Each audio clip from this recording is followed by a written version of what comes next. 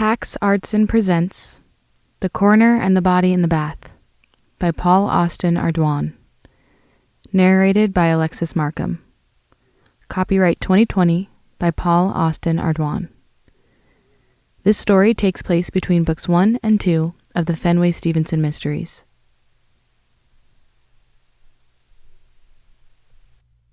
The man in the bath sat slumped over to his left, with his eyes closed and his head covered in blood that had matted his otherwise dark brown hair. The 6-inch deep water had been tinged red. Except for the bullet wound in his right temple, he looked fit and strong, dressed in blue jeans and a chambray shirt. His right hand floated awkwardly in the discolored water next to him. Acting Coroner Fenway Stevenson bent her tall frame down to crouch at the side of the bathtub and snapped on a pair of blue nitrile gloves. Sunlight beat through the west-facing window. The bathroom was warm and humid, and her hair started to frizz. Well, it was a bad idea to curl up this morning anyway. She broke into a sweat under her pantsuit, too warm for the late June afternoon. Days like this made her glad she was just babysitting the coroner position until the special election. Sergeant Desiree Robideau stood next to her in a black uniform. Her hair was cropped so close to her head that she didn't have to worry about the humidity. She stared at the dead man. His wife insists he was murdered. He's fully clothed, Des, Fenway said. That he is. And the water messed up the time of death, too. Are you going to check the body temperature? Fenway screwed up her mouth. I could, I suppose. I don't know if I should move the body until CSI gets here. Des nodded. You'll get the hang of this. Fenway bit her tongue. Not if I can help it.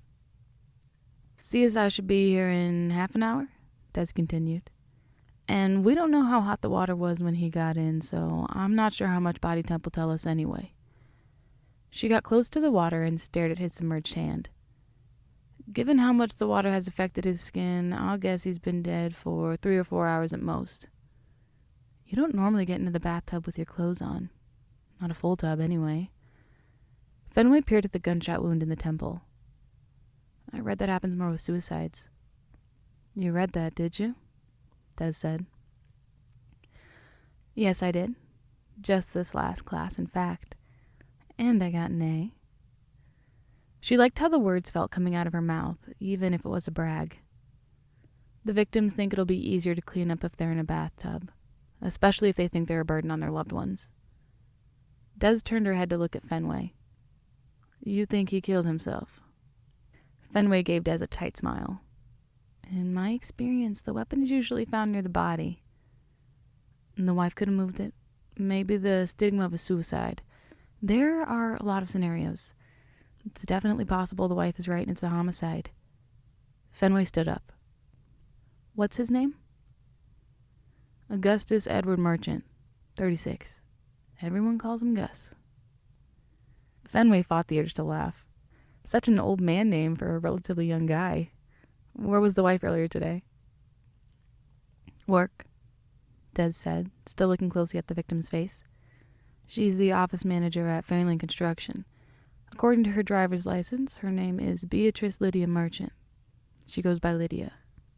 Fenway took a look around the bathroom. The towels over the racks were color-coordinated and neat, and a small decorative soap in a flower shape sat in a hand-painted porcelain dish by the sink. The blood spatter and the dead body were the only sign of disorder. This is a guest bathroom, Des. Yeah, Des said, looking around the tub. No shampoo in here. Is that odd? I'm not sure. Fenway nodded. Where is Miss Merchant now? She was screaming about her neighbor being the killer. Called the woman a bunch of names, Des said through a smirk. Which my ears are far too virginal to hear. I told her to go in the backyard to calm down. You weren't able to talk to her? Des folded her arms. In spite of my exemplary interpersonal skills, Fenway, I think you better talk to her. She was yelling at me. Great. She was asking for a friend of hers, someone named Donna. I don't know if she called her or not, but we should keep an eye out for a visitor.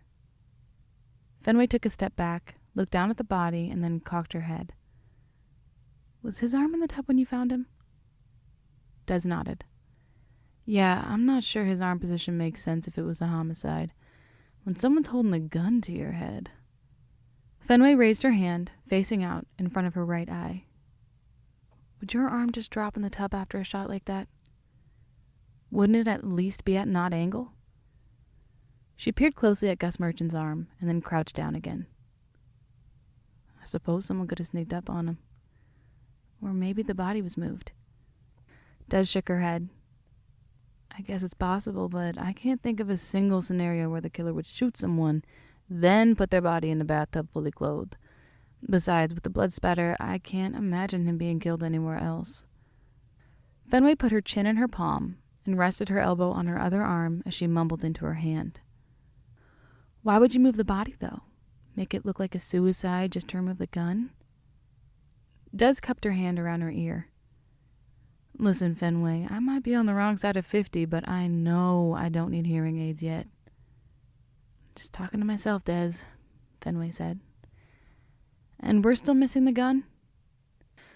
Yeah. The wife says Gus's gun isn't in the bedside table drawer or the gun safe. What type of gun? Des folded her arms. She doesn't know. A handgun. She thinks it had a magazine. I don't know how much we can trust what she says, though. She was pretty upset. Screaming when we found her. She was going through a bunch of paperwork and folders, just throwing papers everywhere. Everywhere? Fenway tilted her head. All throughout the house? Des pointed across the hall. No, sorry. Just in the office. They don't have kids. The mess is in there. Fenway stepped out of the bathroom and stuck her head into the office. Bills and paperwork were scattered all over the desk and floor. Manila folders, check stubs, and empty envelopes were littered from the doorway to the chair at the computer. She might have been looking for something important after finding her husband dead. Phone numbers of his relatives, financial statements, hidden bank accounts, or, if Gus had been involved in shady dealings, maybe a secret ledger.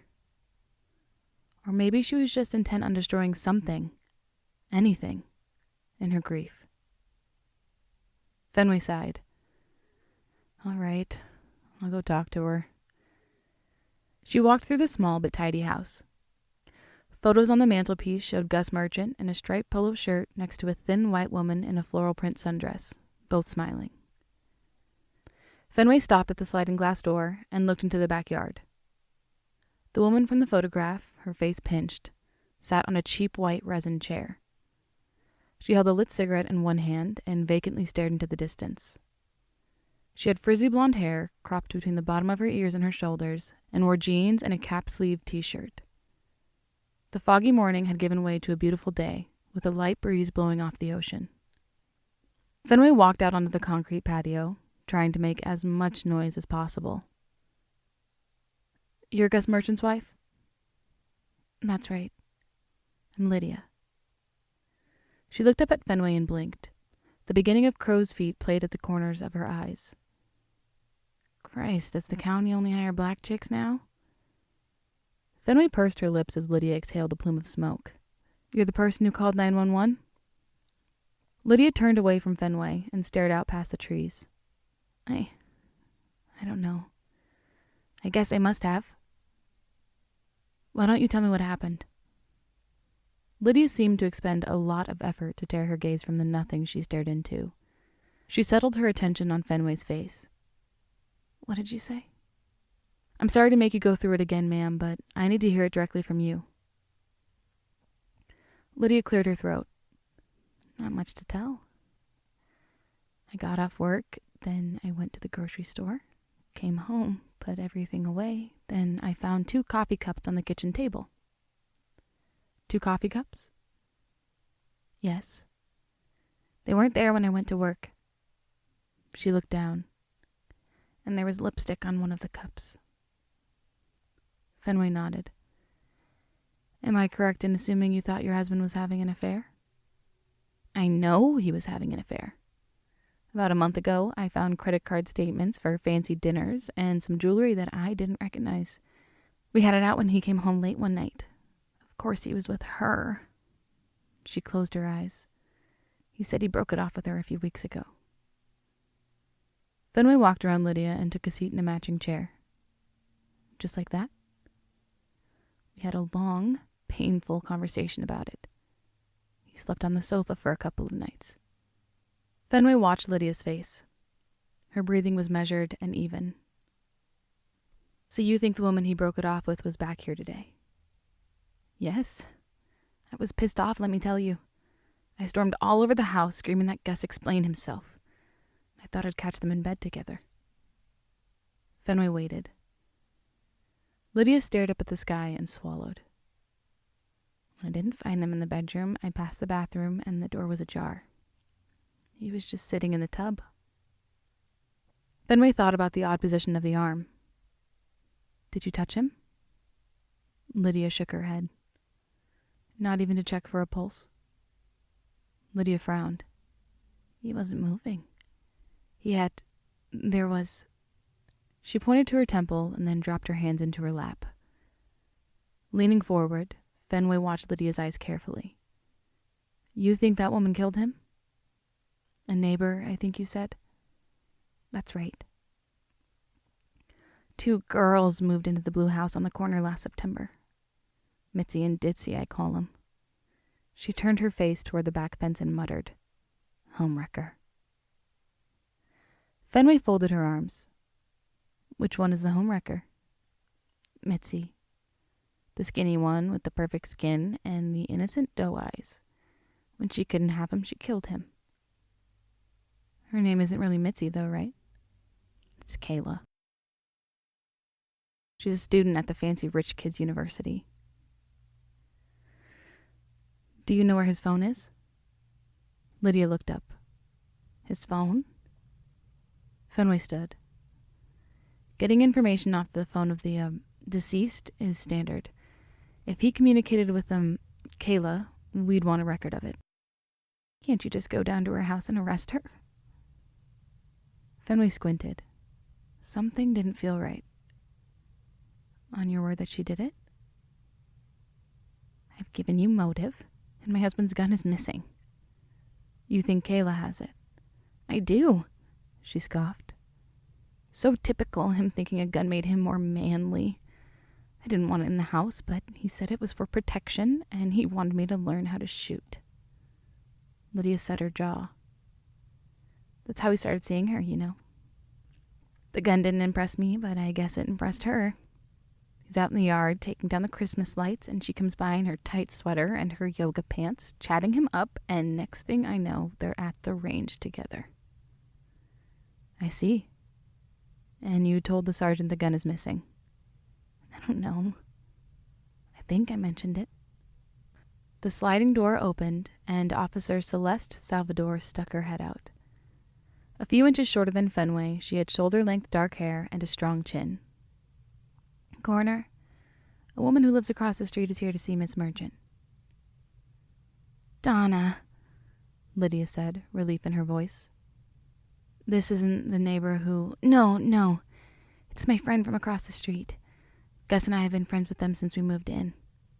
Like Lydia, Donna was blonde, but she wore her hair past her shoulders and was a little younger. She wore a freshly ironed white blouse and a wrinkled ankle-length skirt with blue and gold moon shapes. She wiped her eyes with the back of her hand. I left work as soon as I heard, she said. You two work together? No, Donna said. I'm an insurance adjuster. Walter and I live across the street. I'm Donna Youngblood. Walter's your husband? That's right. He's still at work. Thanks. Fenway looked at the new widow, calculating. How much did it make sense to let the friend comfort Lydia? Fenway stood up and walked to Salvador. Keep an eye on the two of them, she said in a low voice. I don't want them thinking I suspect either of them, so I'll let this Donna person console Lydia. But if you hear things that sound like code or them getting their story straight, separate them and call me right away. Salvador nodded. Fenway turned to the two women, now embracing in front of the chairs. All right, Miss Merchant. You can stay here with Miss Youngblood. I'll be back in a little while. When she walked inside, Des was in the kitchen, in front of the sink, studying Lydia and Donna out the window. Des tapped her fingers on the counter. Hey, Des. Fenway dipped her head toward the sliding glass door. Did you see most of that? Yeah. Did you hear anything? Most of it. I'm glad I wasn't out there for the black chick's comment. I'd have said something I regret later. Did she tell you the neighbor woman took his gun? Des furrowed her brow. She wasn't that coherent. She was screaming about another woman and her neighbor and a gun. She wouldn't calm down long enough for me to ask her anything. She seems calm now. We need to find the phone of the deceased and figure out if his gun is with the neighbor. Des nodded. Roger that, rookie. I searched the bedroom. There's a small gun safe in the closet, but it's open and empty. I've got Salvador looking for the gun now. So you're way ahead of me. Des cackled. I've worked these cases for 25 years. She kept looking out the window at Lydia, sitting in the sun, leaning back in her chair, another cigarette dangling from her lips. Fenway followed Des's gaze. Has the grief not hit her, or is she acting weird? I don't know. You're the one who got the A in that class on reading body language, right? Des motioned toward the hallway with her head. Come on. Fenway tapped her foot. I should talk to the woman Gus was supposedly having an affair with. Miss Merchant says her name is Kayla. She calls her and her roommate Mitzi and Ditzy. Des shrugged. She's a woman scorned. She seems to think it's Kayla who was scorned. That's a good reason to interview her. Des looked at her watch. It's 5:30 now. If she had a day job, they could be home by now. Fenway smirked. She's a student. I don't know if she's in summer session or if she's a job. Either way, we should go. Salvador can keep an eye on everything here. Des and Fenway walked from the bedroom, down the hall, and out the front door, where they stood blinking in the hazy sunshine. Fenway looked to her right. 3 doors down, a royal blue house stood on the corner. As they walked closer, she noted that its front lawn was mowed but not edged. Next to the house, an over-exuberant garden bloomed. Manzanita bushes choked the ground, but some flowering plants still found their way through the tangle.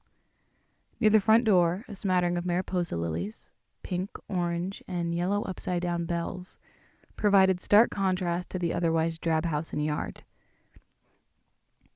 Fenway's mother had loved painting canvases full of Mariposa lilies. Fenway thought they were so weirdly colorful they looked fake. I'll knock, said Des. I've got the uniform and all. Fenway stayed 2 steps behind Des, who strode to the narrow front porch, pulled open the screen, and then rapped her knuckles 5 times on the door. Muffled sounds came from inside, perhaps furniture sliding on the floor. It took a long time for someone to answer. A young woman peered out. She was white, with tousled reddish-brown hair framing her thin face. Her large hazel eyes were slightly glazed, but she took in the sight of the 2 black women on her doorstep and ran her gaze up and down Des's official uniform. She wore no makeup or lipstick, but looked fresh and vibrant and youthful. No wonder Lydia Merchant hated her. Can I help you, officer? Her voice was soft but confident. We're here about one of your neighbors, Des said. The woman looked down. Listen, I can explain. A crash came from behind her, and then the sound of running. Des turned and sprinted past Fenway around the side of the house.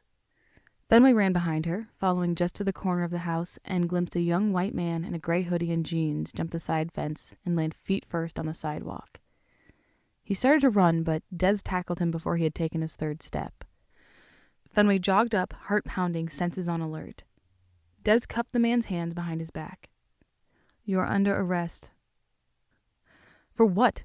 I didn't do anything, the man whined. Resisting arrest.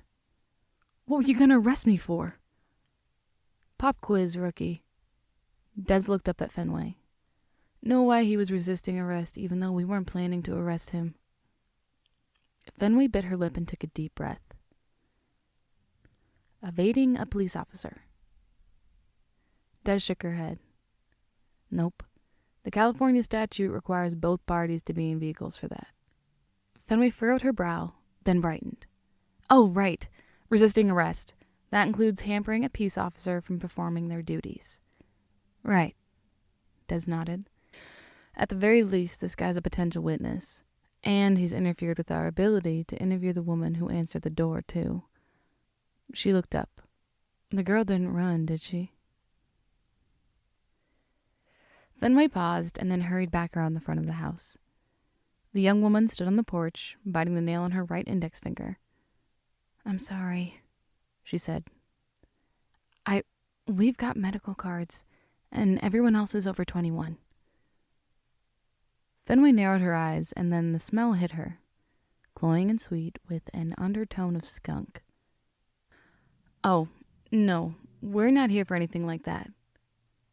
You said a neighbor complained. Fenway shook her head. Nope, this is about your neighbor, Gus Merchant. Do you know him? She pulled her notebook and pen out of her purse. The young woman's cheeks went red. Look, I don't know what his wife said to you, but chances are it's not true. Ah, Fenway said. Can I get your name? Kayla Baroque. Broke? Like if it ain't broke, don't fix it? Ha, Kayla said. I've never heard that one before. No, Baroque like classical music. You have a reason to be in a dispute with Miss Merchant? Kayla put her hands on her hips and sighed. It's not the smartest thing I've ever done, all right? It was just a spur-of-the-moment thing that kind of stretched out into a few months. But look, I'm not the one who suggested he leave his wife. I didn't want that. You didn't want that? Kayla scoffed. Hell no. I'm only 20. I'm not planning on staying in this town after I graduate. Gus seemed to think I wanted to play house with him. Buzz out a couple of babies. Nuh-uh. Fenway cocked her head. Did Gus own a gun? A gun? He never said anything about a gun. What happened? Was he cheated on his wife with someone else and she finally got fed up and blew his dick off? Actually, his wife said that he took you to the gun range when you started your, affair. Really? When was this? Before Christmas. He was putting his lights up and the two of you started talking and then he took you to the gun range. Kayla smiled and tilted her head. That's a riot. Is that what he told his wife? Yeah, we chatted when he was putting up his lights, but we didn't go to any gun range. He came over here to spend the afternoon, having fun. My roommate was visiting her parents up in Salinas. Fenway nodded. You said he was seeing someone else? Kayla shrugged. I don't know for sure, but I wouldn't put it past him. One's a cheater, you know. Des appeared around the corner, walking the man in handcuffs to her police cruiser. Oh, Brendan, no, Kayla said. Then to Des. You don't have to do that. He'll cooperate. He just got scared, that's all. Fenway shot a look at Des. Des shook her head. Nope, sorry, hun. Sheriff McVee busted Brendan 4 years ago for underage drinking. The sheriff is friends with his daddy. Sorry, Miss Robidoux, Brendan mumbled. Sergeant Robidoux. Brendan, you took the sheriff's daughter to the prom, Des said. And now I gotta go call him and tell him that you screwed up again. That doesn't sit well. Just please don't tell my dad. Des scoffed. I'll keep my mouth shut, but the sheriff is another matter. Come on, Sergeant, I wasn't doing anything. The cops make me nervous is all. You don't have to tell Mr. McVee. Oh, now, Brendan, you know I have to tell him. You've got all kinds of probation conditions stuck to you like yellow jackets on a dead pig. McVee will figure out what to do with you. She turned to Fenway. I'll let him stew in the back of the cruiser for a few minutes. You okay here? Sure. Fenway turned around to face Kayla again, her notebook and pen still in hand. The young woman wore a disapproving frown. Idiot. She crossed her arms. I told him not to run. When was the last time you saw Mr. Merchant? Kayla shrugged. Probably, I don't know, a month ago. We broke up, but he wanted to meet for lunch. Promised it would just be his friends. Then he begged me to come back. She pursed her lips. I got out of there fast. I'm not dealing with drama like that for sure. You didn't go over there today? Kayla balked. Did something happen to Gus? I was kind of joking about the whole rage thing with his wife. Did she do something? Fenway hesitated. Oh my God, something happened to him, and she's blaming me, isn't she? What happened? Is Gus in the hospital? I have to ask, Kayla, where were you earlier today? Today? I started my shift at 6:30 this morning. Where? The Coffee Collective. How far away is that? It's the one on San Vicente. Just a few miles. It's where Gus and I met, actually. He was a regular. Just a couple of blocks from his work. Double espresso, that was his drink. He started ordering it extra hot when he ordered it from me. Kinda dumb, I guess, but kinda sweet too. In a weird, creepy way. Fenway cleared her throat. And you were at work until when? I was supposed to get off at 3, but the barista after me called in sick. I worked until 4:15. What did you do on your lunch break? There's a sandwich shop next door. I only get half an hour. People saw you there. You didn't come back this way at lunch? If Gus's wife is saying I was at their house today, I wasn't. The store has security cameras all over the place. You can take a look if you don't believe me. You're not in school today? Kayla squinted. Term ended a few weeks ago. I'm trying to get as many hours as I can this summer to save up some money. Fenway nodded and folded her notebook, but it slipped from her grip and landed at her feet. She bent over to pick it up, and something black and metallic caught her eye on the ground under the manzanita bush next to the porch. A gun. Des? Fenway called, pulling out an evidence bag. Yeah. You're gonna want to see this. I've got Brendan in the back of the cruiser. Can it wait? No. And bring 2 pairs of gloves.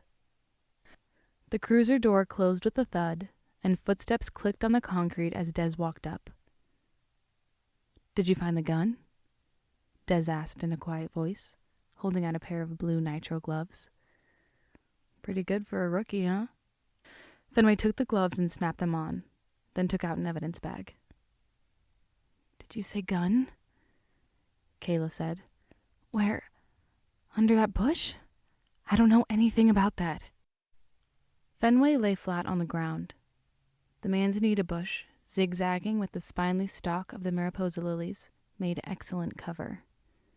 She reached for the gun with one hand and hooked the loop around the trigger with her finger, pulling it closer until she could pick it up. She stood and released the magazine, then put both parts of the gun in the evidence bag. Well, how about that? Des said under her breath. If we give this to our CSI unit, Fenway asked Kayla, will they find your fingerprints? Kayla shook her head adamantly. No, I've never seen that gun before in my life. Fenway handed the evidence bag to Des. Take this back to the station and get it to the lab as quickly as you can. If there are fingerprints on there, we'll want to know as soon as we can. Might as well take Brendan to cool his heels off in the interview room, too. Des nodded and walked back to the cruiser. Fenway stood up. Honest, I have no idea how that got there. Kayla widened her eyes, and Fenway saw why Lydia had used the phrase doe-eyed. It was like looking at a cartoon deer. Isn't it obvious? Fenway said. Either you killed Gus or someone is trying to make it look like you did. Kayla's jaw dropped open. Wait. Gus is dead? Fenway inwardly swore at herself. Rookie mistake. Kayla's mouth turned down and her lip trembled. Oh no. Fenway could hear the misery in Kayla's voice. No. I liked the guy. I would have kept having fun with him if he hadn't wanted to get so serious. A tear leaked out of the corner of her eye. Fenway looked out at the street as Kayla struggled to get a hold of herself. Fenway calculated. She could have driven back on her lunch hour, shot Gus in the head, thrown the gun under the bush on her way out the door, and been back to the coffee shop in time. But there wouldn't have been time for much else. Kayla seemed honestly distraught. Either she was a fantastic actress, or she hadn't known Gus was dead.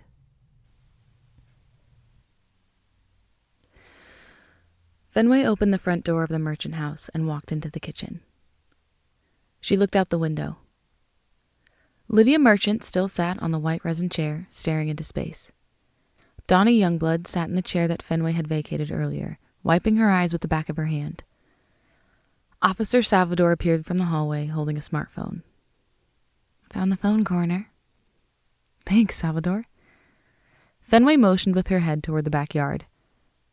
How long were you out there? Salvador shrugged. 10 minutes, maybe 15. Seemed like regular grief counselor talk. Figured I'd get some work done. She stepped toward Fenway, who took the phone from Salvador's outstretched hand. Fenway looked at the screen. The phone was unlocked. Don't tell me you unlocked the phone with a fingerprint, officer.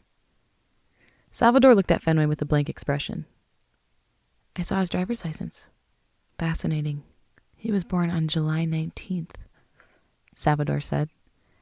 That's the same day as my niece. Just something interesting that I thought you might find useful. She leaned forward. July 19th. Fenway looked down at the phone. It had gone to sleep in her hand. She woke it up and typed 0719. The phone's home screen appeared. Nice work, Salvador. Fenway opened the back door and went outside. Hi, Miss Merchant. She addressed the woman in the other chair, who averted her eyes and sniffled. Hi, Miss Youngblood. You doing okay? Yes, silly me. I came over to comfort Lydia, and I'm the one who's crying. It was true. Donnie Youngblood seemed sadder about Gus's death than his own wife did, although grief was a funny thing. Fenway realized she still had Gus's phone in her hand, so she held it loosely at her hip. Mind sticking around for a few minutes? I have some questions I'd like to ask you. Donnie Youngblood stiffened slightly and then relaxed. Certainly. Whatever you need. Okay. Fenway looked at the two women. Let me step inside for a moment, and then I'll come out and get Miss Youngblood and we can talk. Fenway went inside and turned the corner into the hallway, tapping 0719 on the phone. When the phone woke up, she tapped on messages. A list appeared, with Lydia at the top. She scrolled down, farther, but didn't see a Kayla. Hey, Coroner. Officer Celeste Salvador said, coming out of the bedroom. Not sure there's much else to go on in there. Okay, Salvador. She scrolled back up. Lydia, Walt, Mom, Francisco, CVS Pharmacy Rewards, Lydia, Bobby, Radio Highlights, Ed, XH, Levi, Walt. No Kayla, she said. No what? Gus was having an affair with his neighbor, the one who Lydia thinks killed him, but he didn't message her at all in the last couple of weeks. Salvador pursed her lips. It won't say Kayla in flashing neon, Fenway. Guys who cheat never have their girlfriends' real names in their phones. Fenway thought for a moment. Double espresso, that was his drink. He started ordering it extra hot when he ordered it from me. XH. Extra hot. The extra hot barista. Fenway clicked on the thread. The last messages came on the screen. Gus. I guess I should have expected this. XH. I thought you knew this was just a fun thing. Like a summer fling. I've had a lot of fun so far, but I'm not ready for anything serious. Gus. How about you stop texting me? I ruined my marriage for you. XH. I never asked you to leave her. I thought we were friends. We're still neighbors. This doesn't have to be weird. Are you there? Okay, I get the hint. I had fun. Hope you can save your marriage. Fenway turned the screen so Officer Salvador could see. This look like a woman who's so jealous she'll kill the man she can't have? Salvador pursed her lips. This fits what Kayla told me. Something's off here. Fenway raised her head, walking to the dining room, and looked out the sliding glass door. The new widow sat upright, still staring at the sky. Donna Youngblood, next to her, had tears streaming down her face. Her lips moved. Fenway tried to read what Donna was saying, but she couldn't make anything out. Salvador cleared her throat. You need me? I've got another room to go through. No, that's fine. Do what you need to do. Fenway pulled the sliding door open. The late June sun was hot on the concrete. She felt it through her shoes this time. Funny, she hadn't even noticed it at first. It wasn't particularly warm after the coastal fog had burned off, but the sun shone fiercely, making everything in Fenway's path shimmer and wave in the rays. Miss Youngblood? She looked up at Fenway, squinting against the sun. Yes? Would you mind coming in with me for just a moment? Certainly. Fenway stepped inside and pulled 2 chairs out of the dining room table, sitting at the one that faced the sliding glass door. Donna came into the house and stood next to the chair opposite. Now that they'd come in from the bright sunlight, Fenway saw that Donna had a yellowish stain on her skirt and streaks about halfway down. It was the color of mustard, but it looked drier, like seeds had been squashed on the shirt and wiped off. Nothing on her crisp white blouse, though. Fenway opened her mouth and then shut it again. She remembered the sheriff's interrogation technique. Always cool, calm, relaxed. Make the suspect think you don't know anything, that you haven't put 2 and 2 together yet. That way, they don't feel like they need to be careful with what they say, and there's no reason for them to call a lawyer. So she leaned back a little in her chair. Donna took a seat, setting her purse on the table in front of her, and they watched each other. The silence between them stretched on like a cat in a sunbeam, lazily unfolding. Maybe it could go on forever.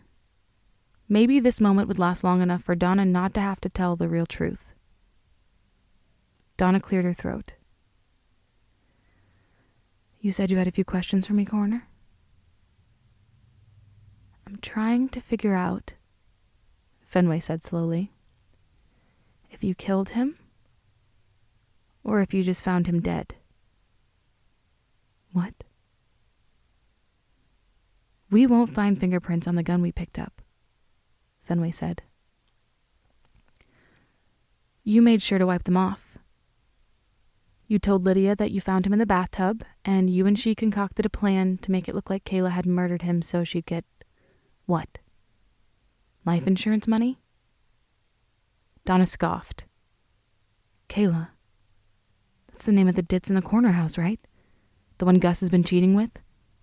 She rolled her eyes. You've got it wrong, Coroner.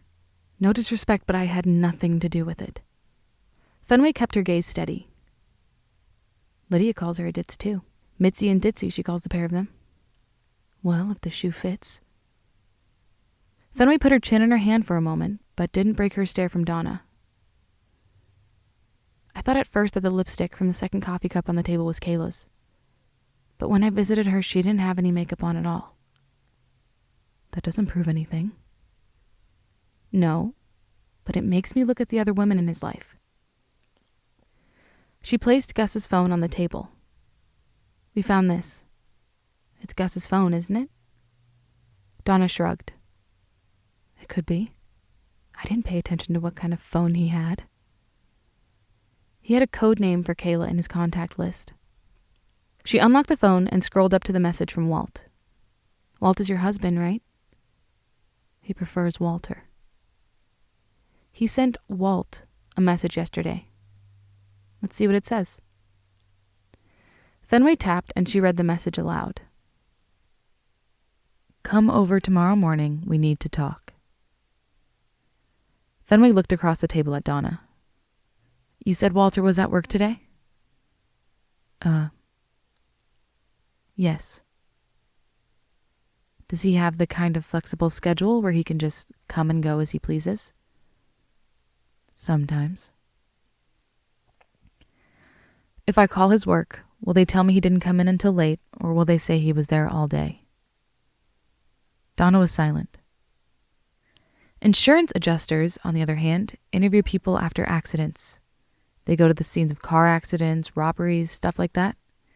Little more flexibility in your schedule. You're not expected to be in the office most of the time. Donna pressed her lips together and blinked at Fenway. Fenway tapped Walt, and the contact entry appeared. She hit the phone icon next to the number. From inside Donna's purse, a phone rang.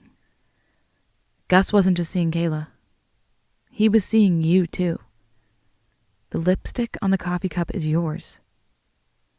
You've got it wrong. Gus was murdered, and that slut down the street is the one who killed him. I mean, you even found the gun in her front yard. Fenway looked at Donna. I mentioned that we found a gun, Donna, but how would you know where? Fenway tapped her temple. I'll tell you how you knew. Because you put it there. You've got stains on your skirt, too. Lily pollen, which is particularly nasty.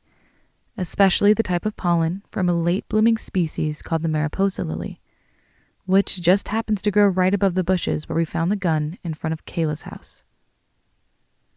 Donna's face tightened up. She opened her mouth and then closed it. What happened when you came over this morning, Donna? Fenway folded her arms and leaned back. In the corner of her eye, she saw Officer Salvador leaning against the wall, trying to stay unnoticed but hearing every word. Did he break up with you? Donna leaned forward, and her voice was low and menacing. Not this morning. The bastard broke up with me 3 weeks ago. He said he wanted to make it work with someone else. Kayla, probably. I guess that didn't work out because when I came over this morning, he told me he had made a mistake and he wanted us to keep seeing each other. The last piece clicked into Fenway's head. And you said no. You're damn right I said no. So noble of you. Fenway bit her tongue. When we were having the affair, I couldn't sleep. I felt horrible. I'd betrayed my best friend. When he broke up with me, I was relieved, believe it or not. Fenway nodded. I said some things to Gus this morning that maybe I shouldn't have. I came back after lunch to apologize. Walter and I have a spare key. We watch each other's houses when we go on vacation. Fenway waited. The moment seemed to go on a while. Donna ran her finger in a line back and forth across the table. Finally, she continued. He was dead in the bathtub when I came in. What time was that? A little before 2. She paused. Look, I feel bad enough sleeping with the creep. I didn't want Lydia to get screwed out of the insurance money, too. I take they don't pay if it's a suicide. I'm an insurance adjuster coroner. No insurance company covers suicide. Fenway nodded. So you took the gun. Donna leaned forward, her palms down on the table. Please, coroner, don't involve Lydia in this. She had nothing to do with trying to keep the insurance money. She's having a hard enough time with Gus being dead and knowing what a cheating bastard he was. Fenway looked up at Donna again. Did you tell her that you were sleeping with him too? Not yet. You planning to? Donna paused. I'm not sure. I I don't really want this to get back to Lydia or Walter. Sleeping with Gus was the worst mistake I've ever made. Worse than tampering with evidence? Donna nodded. I've made a couple of mistakes in my time, too. Fenway thought about the night she'd spent with McVee, which seemed so long ago. She took a deep breath and scooted her chair back. Anything else you want to tell me? Donna hesitated. I found the suicide note, too. It was long and self-pitying and generally unreadable. Where is it now? At my house. Officer Salvador? Fenway said, standing up. Would you take Miss Youngblood to her house to get Mr. Merchant's suicide note? Then let's get her down to the station and get a statement. Am I under arrest? Donna asked. Fenway tilted her head back and forth. You've certainly done some things you could be arrested for, Miss Youngblood. I won't lie to you. We'll have to see how the district attorney wants to handle it. I'd say you could only help yourself if you cooperate. Donna's face turned ashen. I won't tell Miss Merchant of her husband's affair with you, Miss Youngblood, Fenway said, walking to the sliding glass door. Don't make me regret my choice. Donna nodded, and Officer Salvador helped her out of her chair, ushered her into the entry hall, and exited out the front. Fenway opened the sliding glass door and stepped outside just as the sun disappeared behind a cloud. Lydia sat in her chair, still staring into space. Fenway took a seat next to her and looked out across the yard.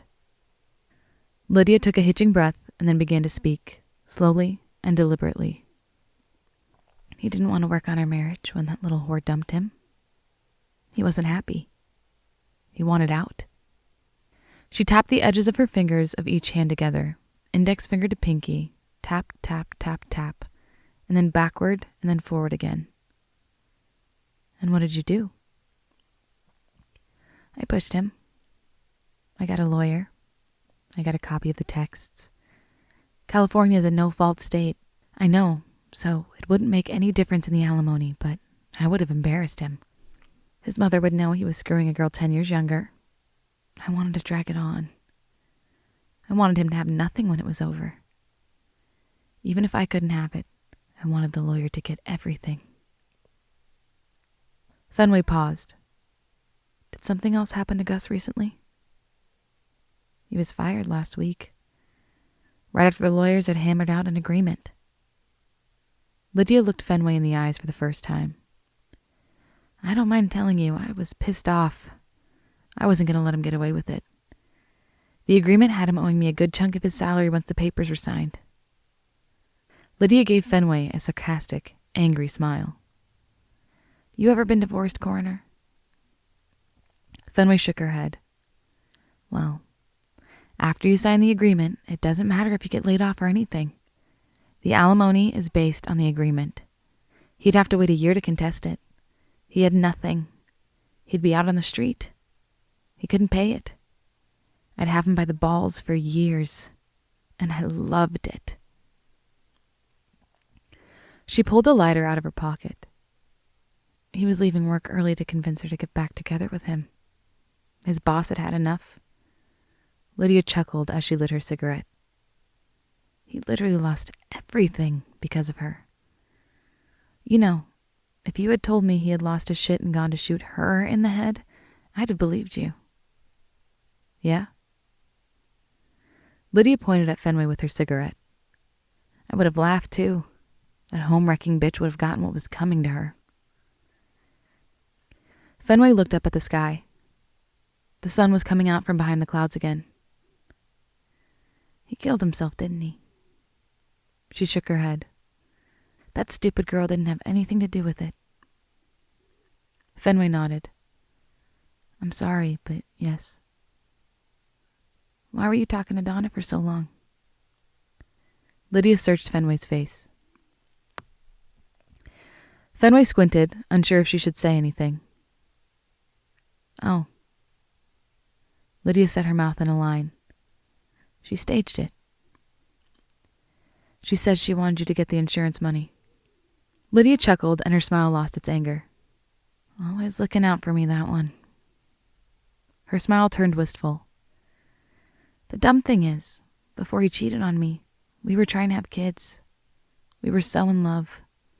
But shit, when sex becomes a chore, when you have to screw in the next 20 minutes because your ovaries are in Mercury and his scrotum is in Jupiter, well, it just wears on you. She exhaled a long plume of smoke. Fenway's eyes watered, but she didn't say anything. Our 10-year anniversary would have been in September. Funny how you can take so much for granted and have it all pissed away for you in a matter of months. Lydia rolled the cigarette between her fingers. What'll happen now? Fenway shrugged. I don't think you've done anything illegal. Lydia took another drag from her cigarette, like she was in an old movie. Fenway kept staring across the yard, thinking about the woman whose world was crashing around her. Not that Fenway was much better off. She had 2 nursing degrees and more college loan debt than she knew what to do with. She wasn't in a spot with anyone to try to have kids, to try IVF if nothing worked, to have sex be a chore. The thought almost made her laugh out loud. She gave Lydia a card for a grief counselor and left her in the backyard, still smoking and staring into space. The crime scene unit had arrived and was taking evidence. Fenway said hello to the techs, told them what she knew, and then left just after 6:30. She drove away from the house and wondered if Des had finished handing off Brendan to McVee. Maybe the two of them could get a couple of beers later. For a moment, Fenway debated going home, but she needed to start the paperwork on Gus Merchant's death, and besides, she wanted to see Donna give her statement. Oh, that was weird. She was actually looking forward to it. All of it. Getting Donna's statement, finishing up the paperwork, feeling the satisfaction about closing a suspicious death in just a couple of hours. It was almost as good as earning that last A in her last forensics class. She shook her head in disgust. She was only acting coroner. This job wasn't going to get its hooks into her. Not if she could help it.